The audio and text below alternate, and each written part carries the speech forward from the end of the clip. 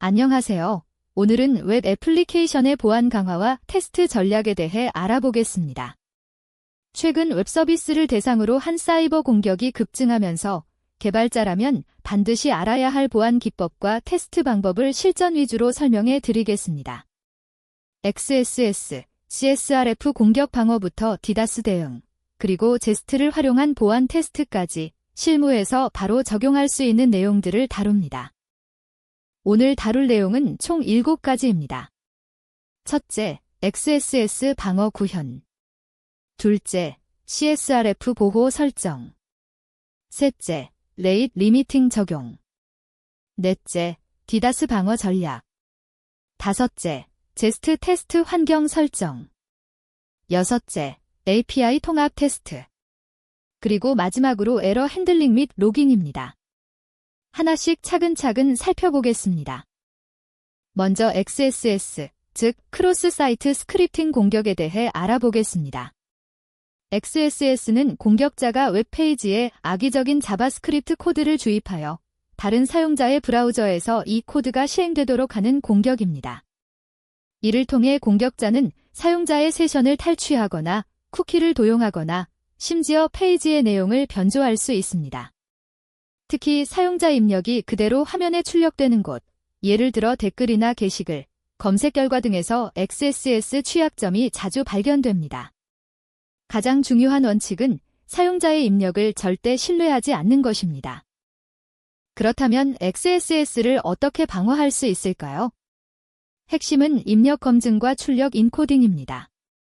첫째, 사용자로부터 받은 모든 입력은 HTML 엔티티로 인코딩하여 출력해야 합니다. 꺽쇠 괄호를 end 기호 LT, end 기호 GT로 변환하는 것이 기본입니다. 둘째, 컨텐트 시큐리티 팔러시, 즉 CSP 헤더를 설정하여 허용된 스크립트만 실행되도록 제한합니다. 셋째, 쿠키에 HTTP-only 플래그를 설정하면 자바스크립트에서 쿠키에 접근할 수 없으므로 세션 탈취를 방지할 수 있습니다. 실제 코드로 살펴보겠습니다.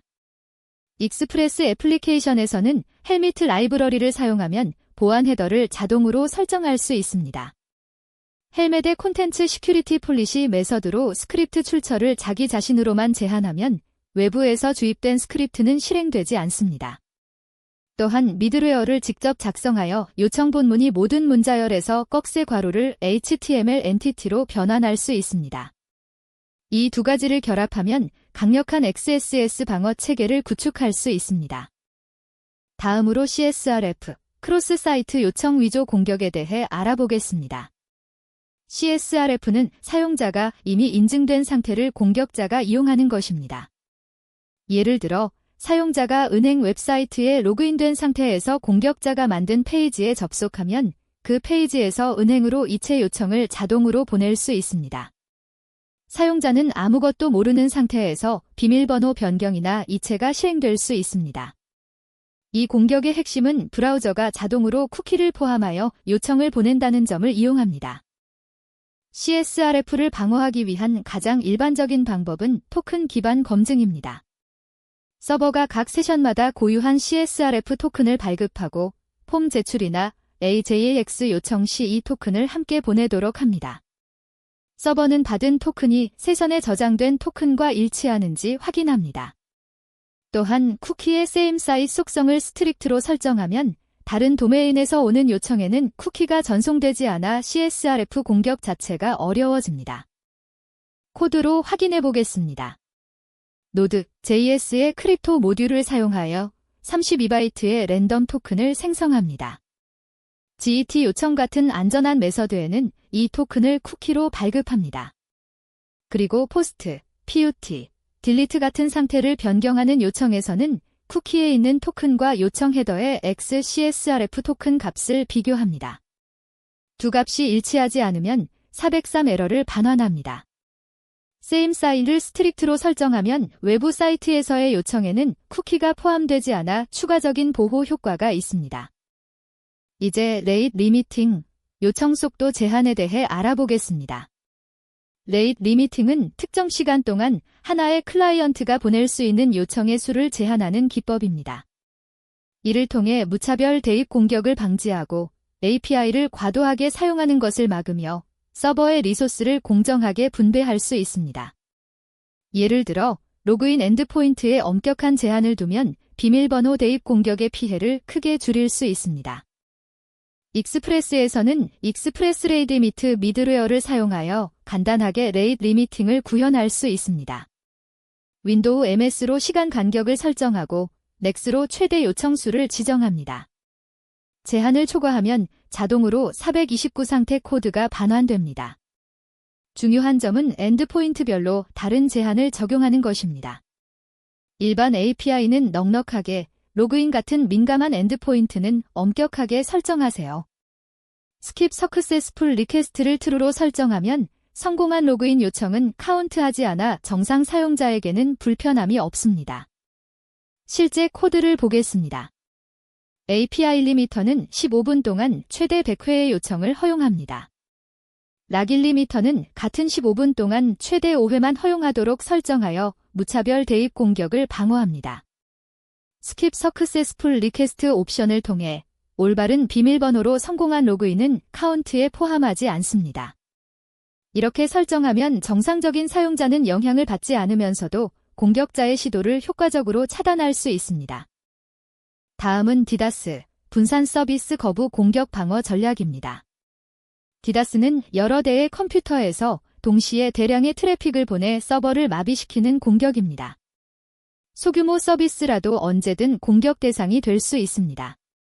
방어를 위해서는 CDN을 활용해 트래픽을 분산시키고 WAF, 애플리케이션 방화벽으로 악의적인 요청을 필터링해야 합니다. 디다스 방어의 실전 전략을 살펴보겠습니다. 첫째, 클라우드 제공자의 디다스 보호 서비스를 활용하세요. AWS 실드나 클라우드플레이어 같은 서비스는 대규모 공격을 자동으로 감지하고 차단합니다. 둘째, 서버 수준에서 연결수와 요청 속도를 제한합니다. 잉스의 리미트칸과 리미트 REQ 모듈을 사용하면 각 IP당 동시 연결수와 요청 속도를 제한할 수 있습니다.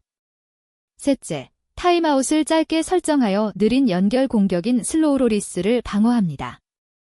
잉스 설정 예제를 보겠습니다. 리미트 칸 존으로 IP당 연결 제한 영역을 정의하고 리미트 REQ 존으로 초당 요청 수 제한 영역을 정의합니다. 서버 블록에서 리미트 칸으로 IP당 동시 연결을 10개로 제한하고 리미트 REQ로 초당 10회의 요청만 허용합니다.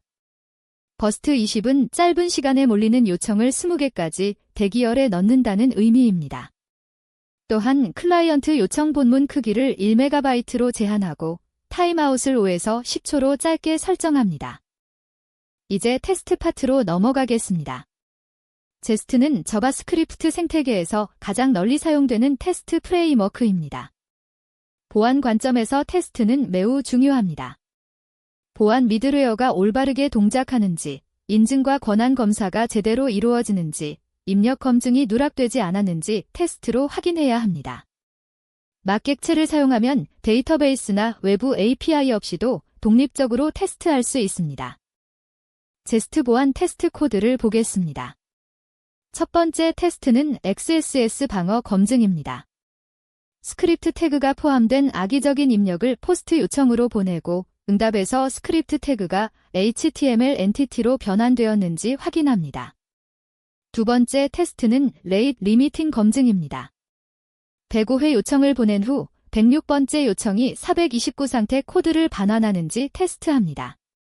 슈퍼테스트 라이브러리를 사용하면 실제 서버를 실행하지 않고도 HTTP 요청과 응답을 테스트할 수 있습니다. API 통합 테스트에 대해 알아보겠습니다. 통합 테스트는 여러 컴포넌트가 함께 동작할 때의 문제를 찾는 데 유용합니다.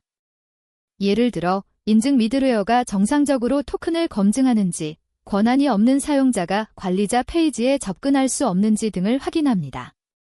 비포롤 훅에서 로그인을 수행하여 인증 토큰을 얻고 이 토큰으로 보호된 엔드포인트에 접근하는 테스트를 작성합니다. 통합 테스트 코드를 보겠습니다.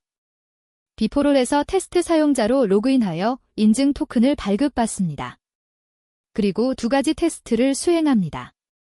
첫째, 토큰 없이 관리자 페이지에 접근하면 401 에러가 반환되어야 합니다. 둘째, 유효한 토큰과 함께 요청하면 200 상태 코드로 정상 응답이 와야 합니다. 이런 테스트를 자동화해두면 코드를 수정할 때마다 보안이 깨지지 않았는지 빠르게 확인할 수 있습니다. 마지막으로 에러 핸들링과 로깅에 대해 알아보겠습니다. 체계적인 에러 핸들링은 보안과 안정성 모두에 필수적입니다. 가장 중요한 원칙은 에러 메시지에 시스템 내부 정보를 노출하지 않는 것입니다.